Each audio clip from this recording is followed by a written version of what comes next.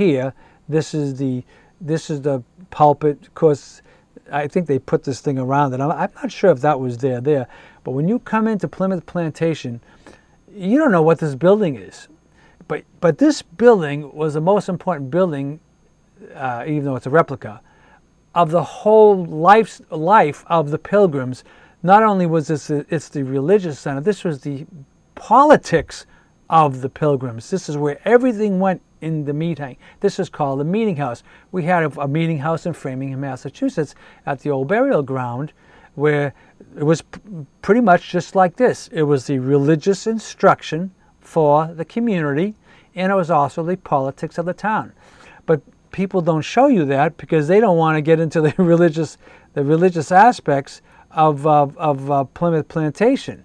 So there, and I will bring it up again to show you, this was what you see in that building, which nobody talks about, showing our Christian heritage. So when you look into this, it's a really interesting topic. You know, why do they do this? Because people rewrite history. They don't want to show you the Christian heritage of Plymouth Plantation. So as you see, as we go on, it says here, the Bible, together with many other Christian works, is listed in every Pilgrim household, showing indisputably that the lives revolved around the Word of God and its teachings. But again, when you go to Plymouth Plantation, it's not pushed, it's not shown, because they don't want to show you the Christian history of Plymouth Plantation. Let's go on here with some, I think I have, okay, let's read this here. It says here too, and I'll bring this up in the back. It says, the way that Plymouth Plantation currently reenacts the lifestyle of these pilgrims is clearly false. It is also dangerous in terms of a nation's foundational Christian history being wrongly interpreted and passed down to succeeding generations of impressionable American youth. So this is something that is mentioned in the book that's written about this. This here shows you basically when the Pilgrims came over here. If you will notice, this man is holding a Bible, and it's incredible that when people look at this, they don't understand the Christian heritage of Plymouth Plantation and the Mayflower Compact and all these things that go into explaining about our Christian heritage and our Christian history. So anyways, like I said, this is Catherine Millard's book, The Rewriting of American History. What's really interesting about this book, I think, and I encourage anybody, if you can get it on Amazon or somewhere else, get this book, because this goes back not only to the Pilgrims, but it goes back to all Pennsylvania. It goes to Washington, D.C., showing you a lot of the artifacts around Washington, D.C., Christian in nature. But, and even though she doesn't really mention it in this book, you will also notice that there was a war going on. The Bible calls it the war in heaven, where even in Washington, D.C. now, they estimate paganism. You'll see structures that show Aquarius and all these moon things and things showing pagan doctrine being brought into it. So she doesn't mention it in her book. Now, to show you what I'm talking about paganism of Washington, D.C., in the picture here you see a book. It's called The Secret Architecture of Our Nation's Capital. Now, this book is really interesting because it shows some interesting stuff. Let me read the inside of the cover. This book is by a man named David Overson, and it says here, it tells the exciting story of the secret symbolism of Washington, D.C., which has remained hidden for over 2 centuries. Today, there are more than 20 complete zodiacs in Washington, D.C., each one pointing to an extraordinary mystery. David Overson, who has studied these astrological devices for 10 years, now reveals why they have been placed in such abundance in the center of our nation's capital and explains their interconnections. His richly illustrated text tells the story of how Washington, from its foundation in 1791 was linked with the zodiac, with the meaning of certain stars, and with a hidden cosmological symbolism that he uncovers here for the first time. He goes on to say in the book, he says 20 or 30, he says there were over 30 zodiacs in the city. And I'd like to read this last point that he brings out, that I know of no other city in the world with such a multitude of public zodiacs displayed in so small a space. In London, for example, there are presently 4 public zodiacs, of which the Brackenhouse zodiac in Cannon Street is probably the most beautiful.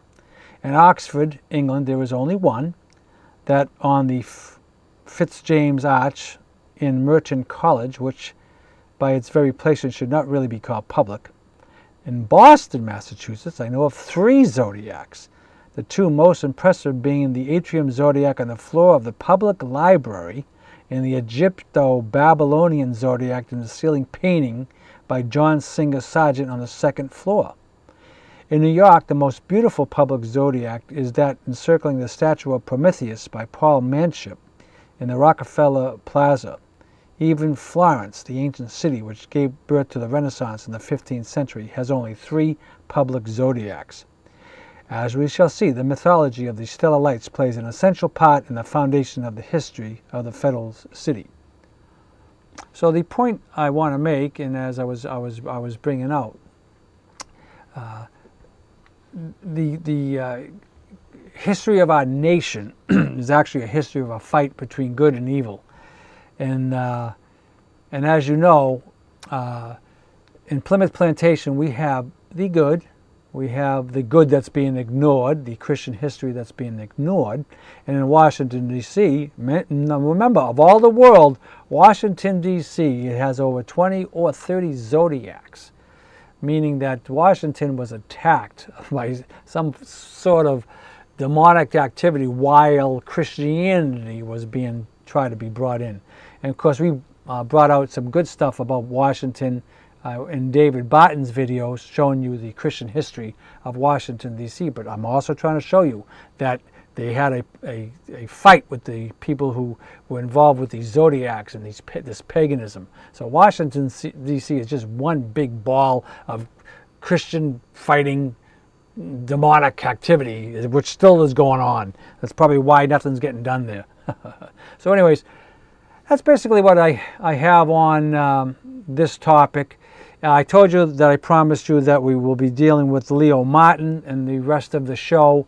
Leo Martin deals with the Forefathers Monument, and let's at least look at the Christian history of that monument, the things he talks about, and hopefully this fight between Christianity and the evil and the zodiacs and the paganism and all these things, you'll see that Leo Martin brings out that at least one monument could be looked at for the positive. So let's go to Leo Martin as he talks about the Forefathers Monument.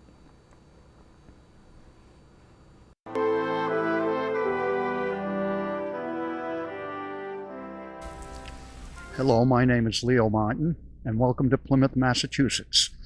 I give tours of Plymouth, and my wife and I run the Jenny House Museum in downtown Plymouth, where we do give historic tours. You are currently looking at the Forefathers Monument, one of our better tours. Forefathers Monument was built and completed in 1889. It is the largest freestanding granite monument in the United States. It is 81 feet high. It was designed by an architect by the name of Emmett Billings. Emmett Billings is an architect from Boston. His favorite book in the Bible was Revelation, the final book, so a lot of his work revolves around Revelation. Here in Plymouth, we also have Plymouth Rock. Plymouth Rock is covered with a portico. That is the second portico over Plymouth Rock. The first one was also designed by Emmett Billings. Unfortunately, they did take it apart, break it up, and dump it into the ocean. 4 parts of that first portico were saved, and those are these 4 clamshells on either side of this walkway and the walkway over there. Emmett Billings also did the drawings for the original Uncle Tom's Cabin, written by Harriet Beecher Stowe. Keep in mind, the monument was originally going to be twice the size of the one you see today, but since it was built during the Civil War, the money raised was not enough for it to be that large. However, a young man from Washington, D.C. did take the time out during that Civil War to send a $10 check in support of the monument. And of course, that young man's name is Abraham Lincoln. This monument, it does tell the faith story of the Pilgrims in 5 separate statues in one monument. So why don't we take a walk up and check this out.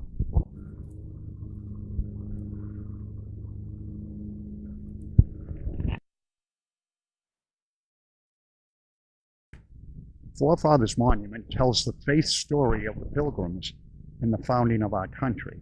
So to understand it, we need to understand where the Pilgrims came from. The Pilgrims were a product of a little episode that happened in Europe in the 15 and 1600s that we call the Reformation. During this period in time, people back in Europe discovered that they could actually read the Bible themselves. They didn't need a king or a bishop to intercede between them and the Bible and God, that we could actually read that Bible ourselves. John Robinson, the pastor of the Plymouth Church, found that out, and so he began to read the Bible and read it with his people, and then they began to connect with God on their own. This was the thinking of our Pilgrims. So what we have happening here is that those Pilgrims are looking at the Bible and they're having a talk with God. You see, once they started reading that Bible, they felt they could actually talk with God. In other words, they'd pray and God would hear them. But not only that, they felt God talk back down to them. So this was a two-way conversation. So what our Pilgrims felt here is they're making a connection with God, that they're making that personal connection with God, and that they can talk back and forth. They could get an answer. And they referred to this as prophecy. Now, being people of faith obviously do like to go to church. Our Pilgrims went to church for 8 hours every Sunday.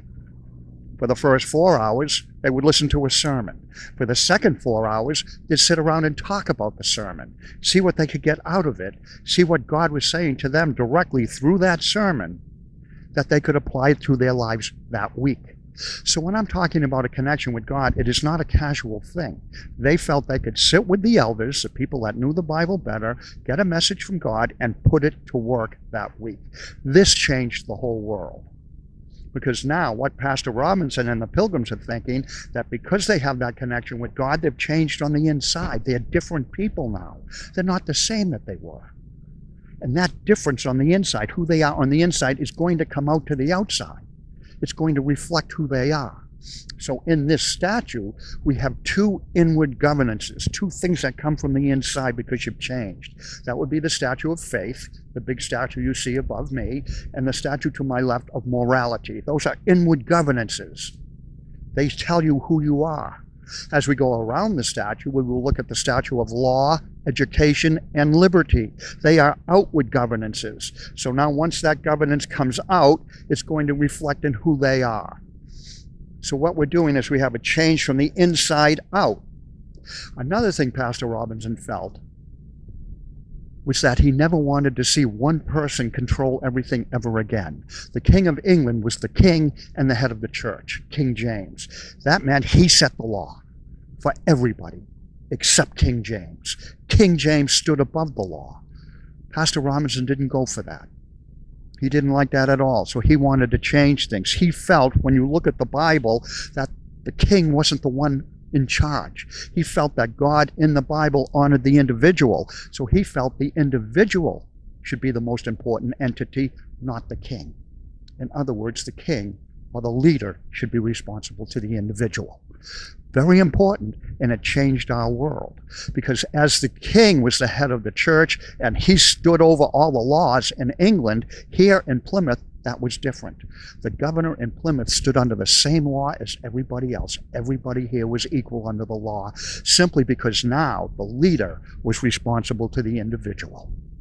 And they voted for people. The first freely elected official in our country is John Carver, elected right here in Provincetown Harbor by the people. They were in control. If we didn't want them anymore, you vote them out. Self-rule in the United States began right here in Plymouth because of this principle that the Pilgrims came up with, that the individual is the most important thing. So that changed the world. So now how we're governing is completely different.